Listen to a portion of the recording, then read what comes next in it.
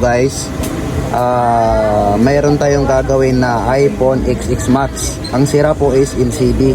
May basag dito, tapos tinama na rin yung LCD niya.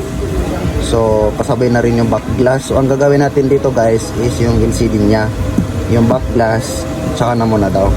Ayan si madam. Ma'am, ano po ba nangyari dito madam sa phone natin? Hinampas po ni mama. Nahampas. Bakit hinampas ma'am? Kwento mo naman yung ano mo. Ha? Nagalit. Sige po ma'am, kami po bahala dito ma'am. Saan pa po kayo galing madam? Kalayaan pa po. Kalayaan. Shoutout sa mga taga Kalayaan.